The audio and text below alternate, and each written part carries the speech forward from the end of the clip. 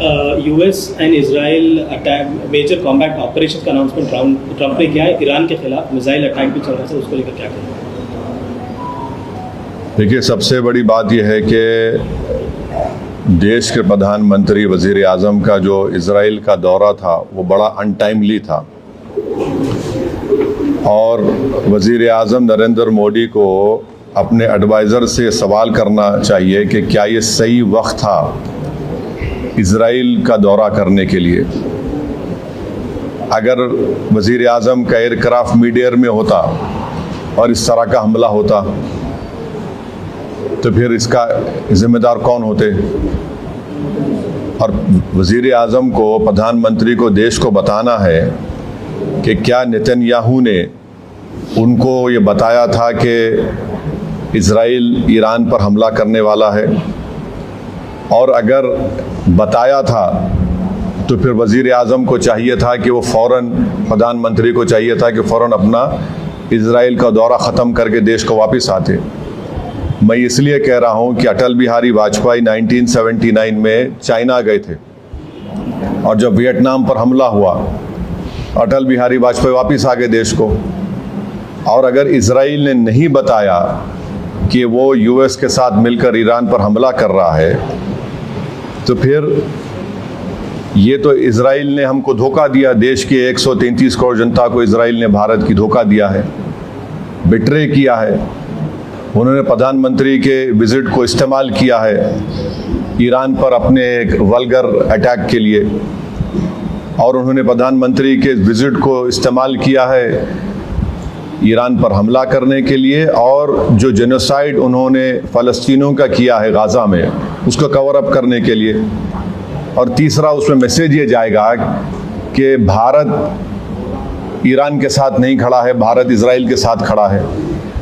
और भारत को क्या हासिल हो रहा है इस हमले से, बताइए?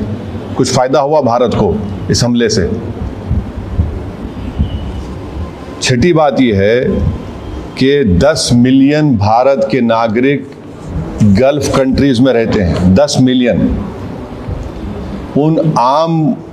उस देश के आम नागरिक पर क्या मैसेज जाएगा कि प्रधानमंत्री मोदी के विजिट के ख़त्म होने के फ़ौरन बाद इजराइल ने ईरान पर हमला किया। अब आप देखिए, बहरीन में हमला हो गया, क़तर में हमला हो गया, हाँ, सऊदी अरेबिया पे हमला हो सकता है। तो ये वहाँ की जनता को हम क्या पैगाम दे रहे हैं? हम तो हमेशा न्यूट्रल थे।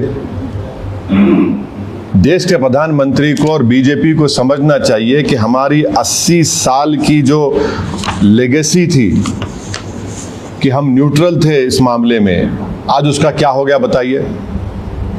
और फिर बहुत गलत मैसेज गया है तमाम ये गल्फ कंट्रीज़ को, चाहे बहरीन हो, क़तर हो, इराक़ हो।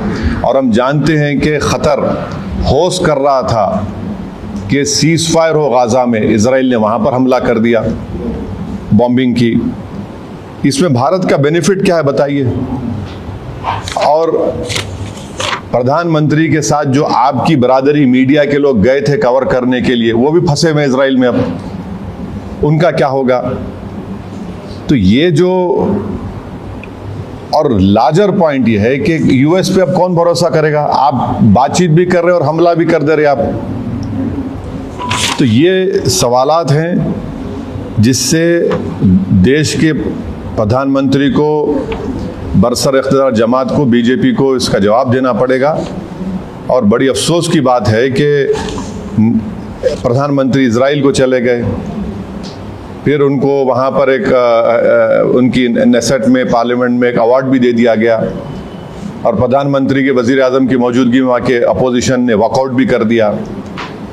इजराइल ने नरेंद्र मोदी के इस विजिट को इस्तेमाल किया हमला करने के लिए और दुनिया को बताने के लिए कि भारत उनके साथ खड़ा हुआ है, बल्कि ये बेट्रेयल है। हम पूछना चाह रहे हैं बीजेपी और देश के प्रधानमंत्री और उनके सरकार से कि क्या नेतन्याहू ने हमको बताया था प्रधानमंत्री को? अरे बताया तो प्रधानमंत्री को निकल के आ जाना चाहिए, जिस तरह वाजपेयी ने किया था 79 में। और अगर नहीं बताया तो फिर इजराइल ने इस्तेमाल किया हम लोगों को। ये बड़ी तकलीफ दे बात है। तो ये मुझे अब तक इसी पर यही कहना है हम उम्मीद करते हैं कि जो 50,000 अभी भी भारत के नागरिक ईरान में है और 10,000 इजराइल में है, उनको वापस लाया जाए। सिर्फ एडवाइजर इशू कर दिया आप बताइए, प्रधानमंत्री गए हैं वहाँ, 10,000 अभी भारत के नागरिक इजराइल में है, 50,000 अभी ईरान में है, 10 मिलियन पूरे जीसीसी कंट्रीज में है। किसको नुकसान होगा बताइए इससे? ये हमारे 10 मिलियन भारत के नागरिक अपनी गाढ़े खून पसीने की कमाई भारत को भी जाते हैं फॉरेन एक्सचेंज के तौर पर। नेशनल इंटरेस्ट क्या सर्व हुआ हमारा बताइए प्रधानमंत्री के जाने के बाद? ये हमारे सवालात हैं। Thank you very much.